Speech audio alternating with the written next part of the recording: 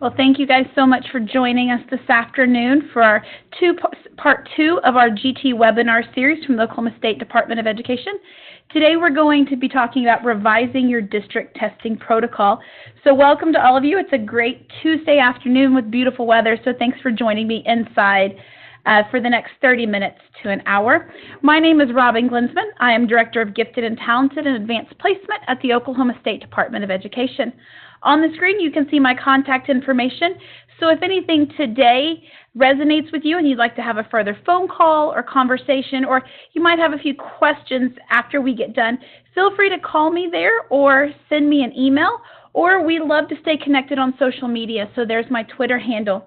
At the bottom of the screen here, you will see a link to our presentation. That bit.ly link has all of the slides for today. So you might write that down, snap a quick picture of it. You can use it to follow along as you listen, or you can access it later. I have embedded links into our presentation, so by copying down the presentation link there, you will be able to access the links that are inside of this. Two other people I want to make sure and introduce you to are Theresa Ballin and Christy Cox. This rounds out our GT team here at the State Department of Education. They are gifted education specialists that work with me on the Javits grant. Couldn't do what I do without them, so want to make sure that you guys know who they are. So today on our webinar, we have a few short goals. We're going to review the gifted categories that we have within the state of Oklahoma. We're going to talk about the different pathways that we have to identification. We're going to look at some sample forms that are available to get your mind thinking about how you might be able to adjust things within your district. And then we're going to conclude by learning how to stay connected. One of the things I want to encourage you to do today is take notes in a format I call a savings and loan. Many of you that are on today are not the sole gifted person for your district, or you may not be the sole person within your building, but you are here and you have things that you want to save or things you want to loan out and share to other people. So somewhere on a scrap piece of paper or on a Post-it note that you have right there, just make a good old T-chart, and on the left side write savings, and on the right side write loan. And as you find some nuggets of information that you want to put into use, put them in your savings side. But as you think about things that you want to share with others, put them on the loan side so that you make sure and pass them along to others so that they have the information. So in the state of Oklahoma, we have the Oklahoma Gifted Law, and we call that our Education of Gifted and Talented Children Act. And within that act, there is an actual definition of what is gifted and talented within the state of Oklahoma. And gifted and talented children means that those children are identified at preschool, elementary, and secondary levels as having demonstrated abilities of high performance capability and needing differentiated or accelerated education or services. So we're going to be coming back to this definition time and time again and really focusing on that highlighted area of demonstrated abilities of high performance capability as we think about how do we identify these students. Now in the state of Oklahoma, we have two ways of identifying our students. We have two categories. Category one is through a form of an assessment. We're going to go deeper into this today. Category two is through a multi-criteria evaluation or a matrix. So we have two pathways to make sure that we identify those students that need to be identified as gifted and talented. So we talked about in that definition the key piece of demonstrated abilities of high performance capability. Well, if this is a category one student, what does that mean? Well, that means that these are students who score in the top 3% on any national standardized test of intellectual ability. These are students who have taken the test within your district or have transferred in from another district but have a copy of this test and have scored in the top 3%. Now, it needs to make sure that it is a nationally standardized test of intellectual ability. Why this test? Because these tests are specifically written to measure general intelligence. They also will measure language, memory, conceptual thinking, and reasoning, and they are nationally standardized. So that means that the sample size that receive these scores is a national sampling and not just those in Oklahoma. Now, A reminder that they need to score in the 97th percentile or higher on this test, on whichever test your district chooses. No questions asked. This is a hard requirement that is written into our law, and so this is the cut score that we will go for it.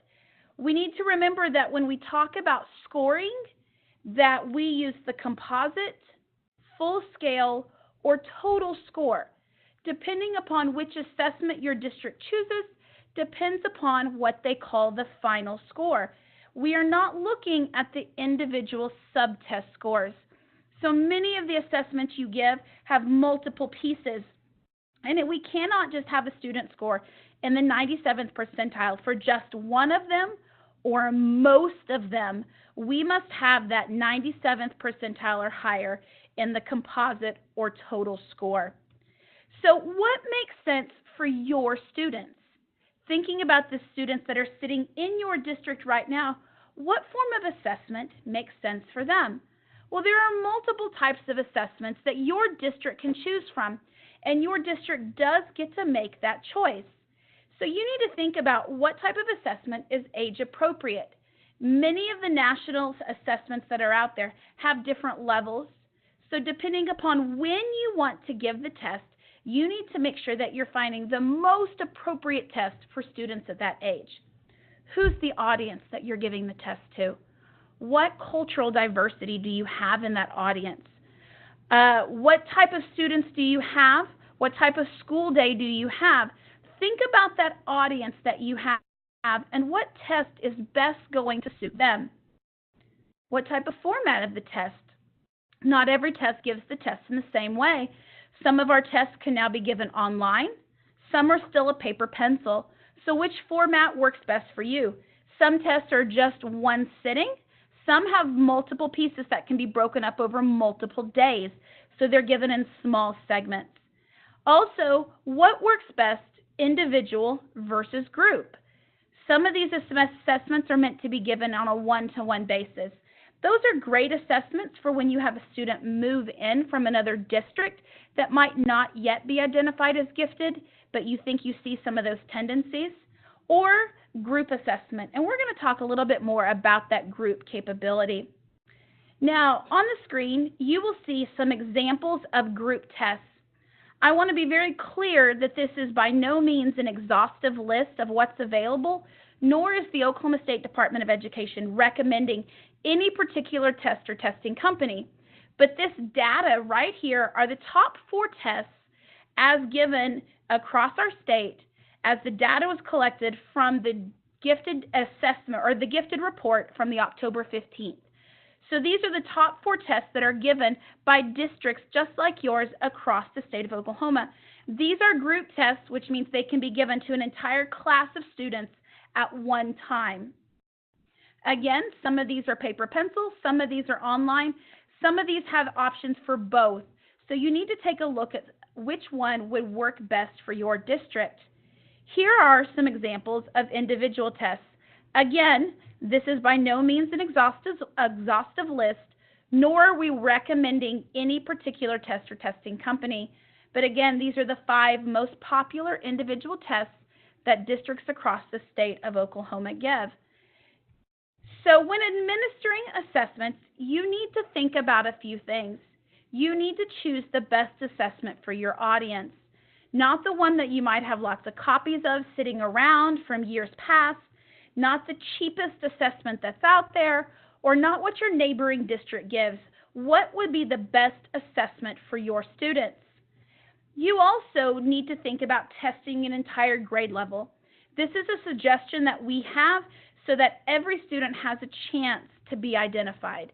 Not every child sitting in your classroom is a gifted child, but they all deserve the opportunity to be tested. Another decision you need to think about is, are you going to test in the spring or the fall? Each one of them has their own unique situations.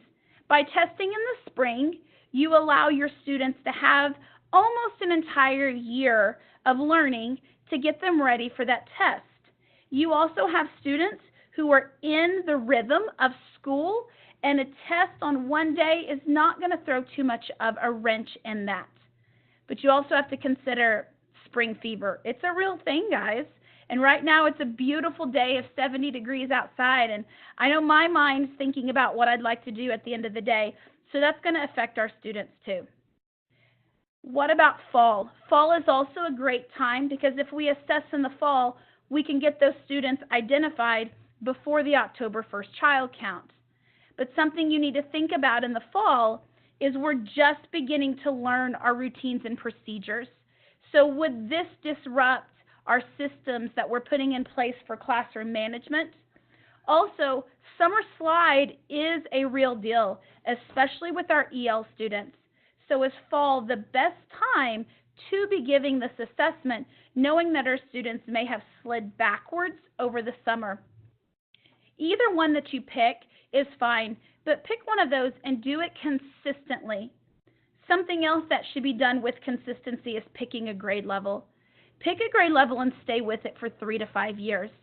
Whether you choose to test at 2nd grade, 4th grade, 6th grade, or maybe at multiple grades within your district, choose a grade level and stick with it so that your teachers can get into that routine of giving the assessments, and every student knows and every parent knows they're going to have an opportunity to be assessed. Some of our districts also do a multi-layer approach. So they may give a group assessment, and they may identify the students that score in that top 97% or higher. But then those students that fall just a little bit below, maybe the 95th or 96th percentile, then they pull those students in and they give them an individual assessment. It's a double layer approach. That's completely fine. Doesn't have to be necessary. Doesn't want to add any more to your plate, but it's something to think about. But what about those students that aren't going to qualify because of an assessment? Well, those students would fall into category 2. We're going to go back to that original definition of giftedness from our state law and talk about what does demonstrated abilities of high performance look like with the capabilities. Well, these are really targeting students who excel in one or more of the following areas: creative thinking, leadership, visual performing arts, and specific academic ability. You have to remember we're talking about gifted and talented. So these are those students who have that talent area. They're those students that have that ability but aren't going to be qualified on a test. So how do we make sure that these students are identified as gifted and talented? Well, what your district would use is a multi-criteria evaluation or a matrix. This is going to be district created, so you're going to work together with your gifted committee to create this evaluation. Once you have it created, it needs to be approved by your local advisory committee at one of their meetings. It then needs to be written into your gifted education plan. All of the matrix that you use need to be appendices in your gifted education plan. So as you're making those changes, be aware of that. So what goes on a multi-criteria evaluation? Just like the word deems multi-criteria, multiple data points, we will not just take one piece here. We'll take multiple pieces to come together. So you can use the score of that test of intellectual ability. You can use a range of scores. So I've seen districts set up their their multi-criteria evaluation that if they scored from a 95 to 97, they get X number of points. If they scored a 93 to 95%, they get another set of points. So it's a point system that is set up. You can also use achievement tests. These will be tests like our state OCCT, the ACT, the SAT, the pre-PSAT, the pre-ACT, Explore, and a variety of others. So if those achievement tests are given in your district, this is a data point that can also be used. You can also use recommendations. So these would be when teachers look and think that this student really has potential. That recommendation definitely goes on here. These recommendations can come from administrators, from teachers, from parents, or from other students. Also need to think about what interests the students As we're really thinking about those students who have the creative ability or the visual arts, talk about interest surveys and give those to students and see what interests them and get a more well-rounded picture of your students. As we're thinking about those 4 areas that fall into category 2, a portfolio is an excellent way to capture what a student of visual or artistic ability can really do. A portfolio of their work, a portfolio of performances that they've done, what outside groups are they already involved in that they may be performing. Also, volunteer opportunities. So students that have great leadership opportunities, what are they doing on a consistent basis outside of the school? Are they volunteering at the local animal shelter? Are they feeding the homeless? Are they volunteering within their church or other community organizations? And also, never underestimate the power of self-evaluation. Allow students to tell you what they're doing, what they're proud of, and what they think sets them apart. These are all pieces of the multi-criteria evaluation that you are more than welcome to add. I've included 2 links here on slide 24 that will send you directly to sample matrices that have been created. So the first link takes you to our District Coordinator's Handbook. This is a handbook that you can find right on our Gifted and Talented website for the OSDE that has lots of information, but the back section is full of sample forms.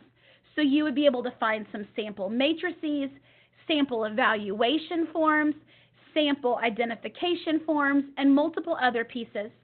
Also, if you go directly to our OSDE GT website, at the very bottom, if you scroll all the way to the bottom, there are some sample forms that have been listed there.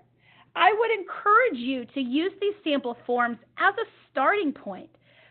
Start with them and then think, what does our district need? What can we add to these to make sure that we are including and meeting the needs of all of our students?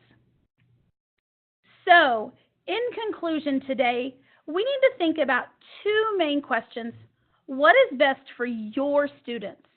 What is best for the students that you serve in your district? How can they best be identified? And does everyone have an opportunity to be identified? Again, not every child is gifted, but every child deserves the right to be identified. So what are you doing within your district to make sure that every student has the opportunity? And don't forget that if you do change either the assessment that you choose to give, the grade level you're giving it at, or you're changing your multi-criteria evaluation, that means you're revising your gifted education plan and that it needs to be updated and a copy sent to the State Department of Education. All of these are inside of there to show you a well-rounded view of what your gifted is doing. And the most important question you can ask is, do teachers know how GT students are identified? In your district, do teachers know? And if the answer is yes, then you're doing a great job making sure your teachers are well aware of the procedures and ways that they can identify students, even if they're not the grade level that's tested. And if the answer is no, then this gives you a great starting point of, do my teachers know and how can I best inform them? Bring other teachers along as you think about the changes that need to be made to your testing protocol for your district. Think about what grade level would be best. Are we using the best assessment? Or how could we best use our matrices? One of the things that we would greatly encourage is by creating multiple matrices, multiple multi-criteria evaluation forms, because a criteria evaluation for a leadership student is going to look very different than the multi-criteria evaluation for a vocal or visual artist student. So have multiple ones in there, which means this is a chance for you to have multiple stakeholders giving their voice. Today, I hope you have gained some new insight, but I want to make sure that you know that there are ways to stay connected. So every month, I send out a newsletter. You can be expecting that at the beginning of next week in your inbox. If you don't receive this the first week of every month, then click on that link and sign up for those newsletters.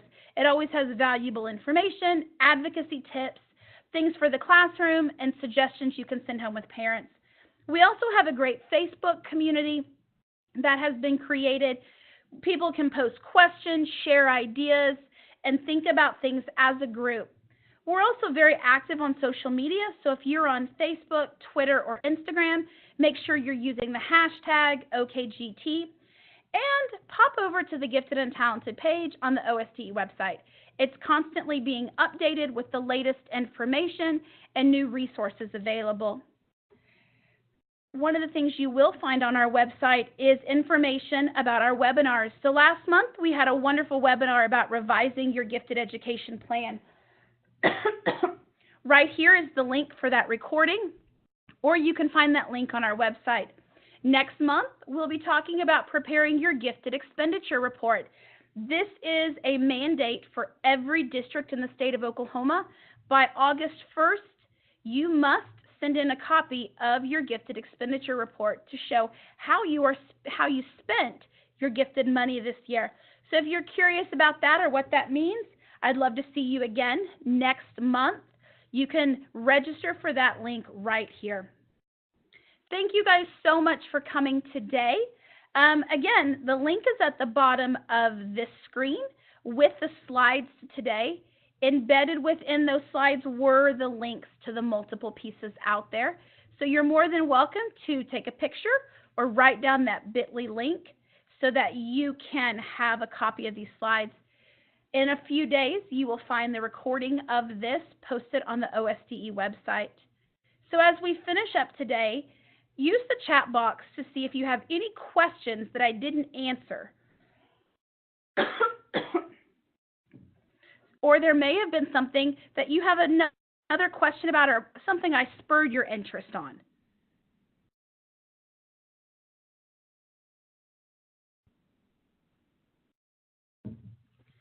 I appreciate those of you that showed up today live and in person to listen to this. If you're listening to the recording, thank you for coming back and taking an effort and using your time. I'm Robbyn Glinsmann, Director of Gifted and Talented. You have my contact information, and please let me know how I can help.